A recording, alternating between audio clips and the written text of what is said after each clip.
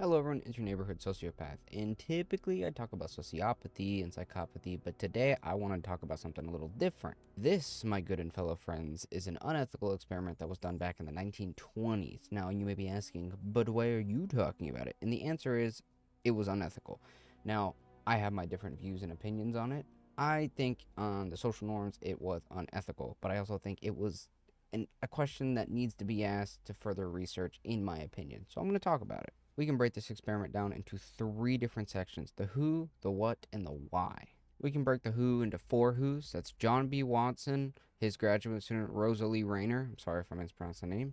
Then we have little Albert himself, and we also have little Albert's mom. Now, I'm going to order these in most to least amount of information possible, so let's go through them. Now, John B. Watson was the scientist who created this. Back when he was a kid, he was not known for very much. He was very quiet, but he also had a very rough past. He didn't have a very good home life. From not having a very good home life, he was also got in trouble a lot in school, but he did end up passing.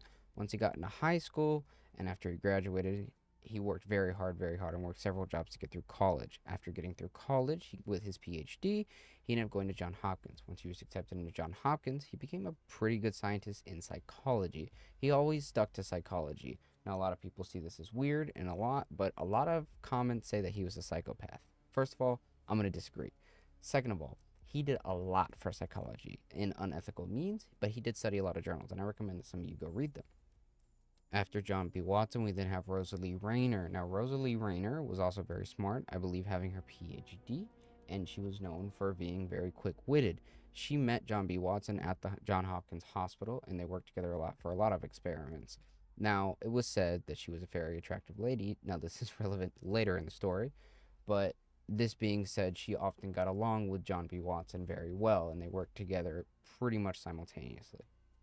Following Rosalie, we have the little man, the little Albert. Now, not much is known about little Albert. Actually, practically nothing. There's two theories of who he was: one where he died at the age of 6, and one where he died at the age of 87.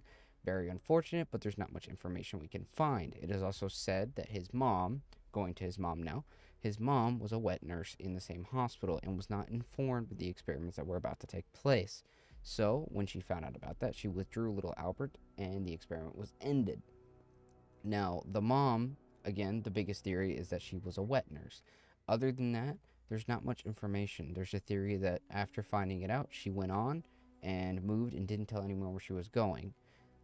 This causes a lot of issues, especially with knowing later results about the experiment. Now we've covered the who's. Now, what is the what? Well, the what is the experiment. The experiment was done to show if John B. Watson could forcefully induce different types of phobias into animals and humans. After starting off with animals, the results were inconclusive because it's very hard to tell if an animal has a phobia or if it's just being skittish. By nature, animals are fairly skittish. After doing a little bit of experience, he decided, well, let's test on humans. This is where he got little Albert.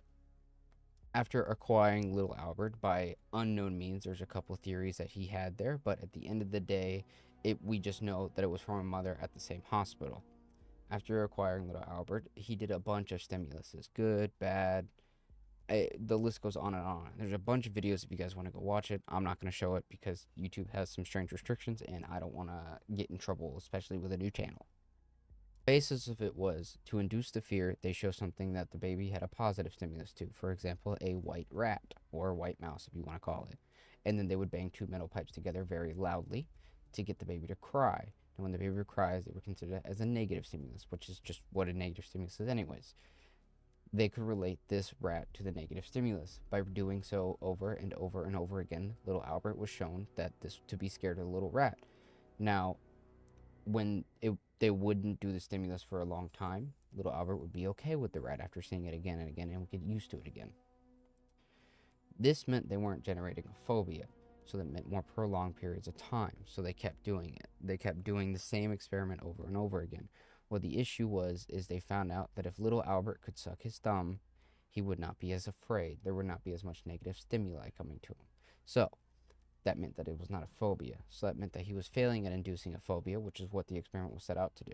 When this information was discovered, this is about the time that little Albert's mom discovered what was going on and withdrew him from the experiment, which meant the experiment was inconclusive in three big ways. There was no controlled variable. In any scientific explanation, you need a controlled variable to compare to your a variable that's not controlled, or the one you're testing.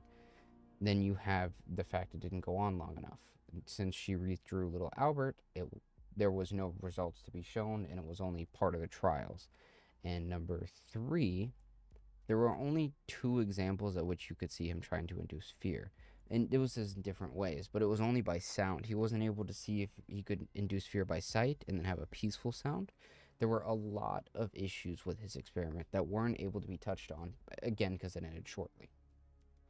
After this experiment, John B. Watson was shown to be having an affair with his student Rosalie Rayner, and his life as a scientist was then over. He did go and publish a bunch more journals on psychology and continued to further the study, but he was not as renowned, and people did not look at him in a positive way at all anymore. Now that we have the what out of the way, let's look at the why. Why would you do an experiment like this? Why would you purposely do something what's called unethical to further your knowledge? Well, I'd like to provide a little bit of context here. This was back in the 1920s. In the 1920s, ethical standards were slightly different. Now, at that time, it was still unethical, but we're talking like not too long ago, and around this time, Nazis were going on and doing very unethical experiments on prisoners, and things were very different. Now, with that being said, that doesn't give it an okay, like, hey, we should do this, like, continue doing this. Not necessarily. There needs to be a lot of consent in a lot of forms, but experiments like this are what further our knowledge. Unethical experiments are what are needed so we can get ethical answers, in psychology especially. Imagine if you could test a serial killer's brain to see what parts actually fire and don't by opening them up and firing them yourselves. Wouldn't that give you more information than if you were just look at a scan? Unethical experiments like this show much more research than non-ethical experiments, or than ethically okay experiments. My apologies. Now, I know everyone's like, but that's not right because you're purposely hurting someone. Yeah, well, back in the 1700s and the 1800s, guess what they were doing? They were hanging people in the streets. And when they hung people in the streets, people knew not to do something bad.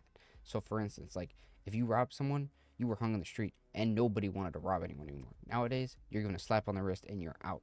So, there is a very big difference. And clearly, and I'm not going to say whether you should and shouldn't, but there is a big difference in fear that is induced by punishment nowadays. Punishment back then and punishment now are two different things. In my opinion, if we could do more experiments like this and continue unethical ways of doing things to make sure that people knew that that was the punishment or that's what would happen to them if they did not so gracious things, then life would be slightly easier or the world would be more of a peaceful place. But that is just my opinion. And with my opinion out of the way, that's going to end it for today. I do hope you guys have enjoyed. If you have, it's been your neighborhood sociopath, and I'll see you in the next one.